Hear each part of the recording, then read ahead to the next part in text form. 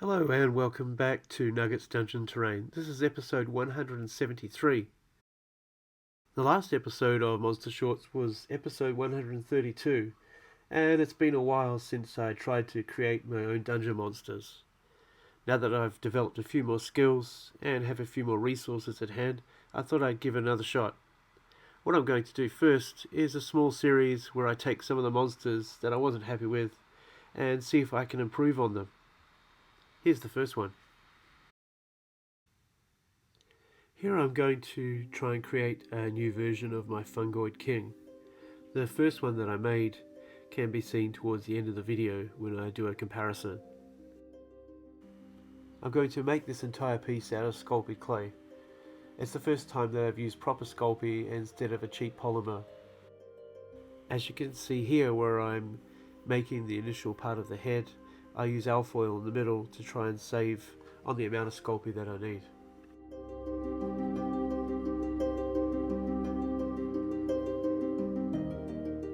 What you see here is just the body and the equivalent of what would be the creature's face.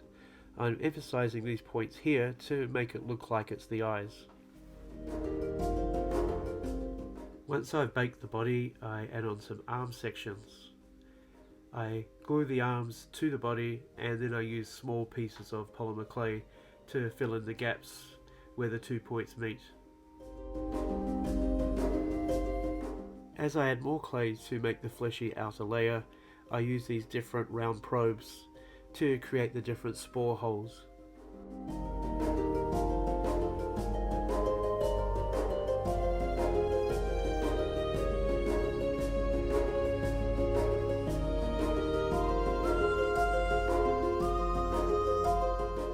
Having made the legs, you can now see a first glimpse of the base. I did the base using Sculpey, and it's a series of different fungus as well.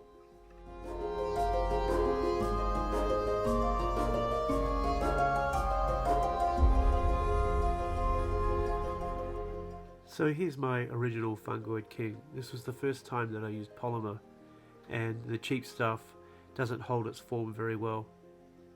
That said, it still turned out pretty good, and it has been useful in a couple of games, so it served its purpose.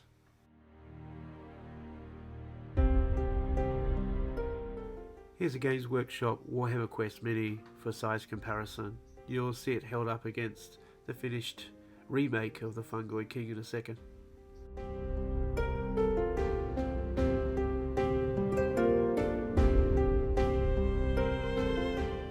And here it is. You can see that as the leader of rank and file and more of an objective room monster, I've made its size a bit more imposing.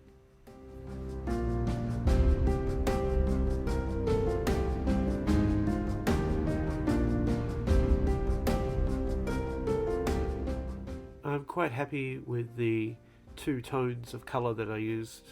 The body is a fleshy mushroom type of shades, and all of the spore areas are a more dangerous, bright orangey red colour.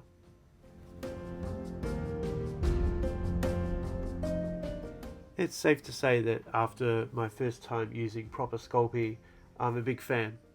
I really like the way that it holds its shape, and it's a little bit more tolerant of accidentally bumping it and holding it in the wrong spot.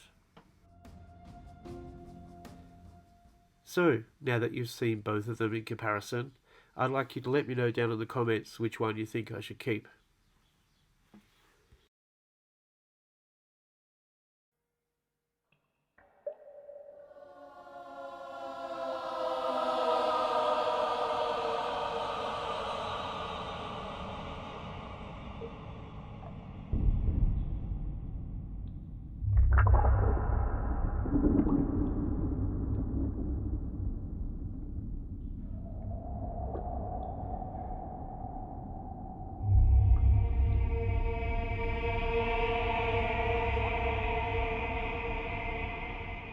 Thanks for watching. There's a whole stack of monster short videos coming thick and fast in the near future.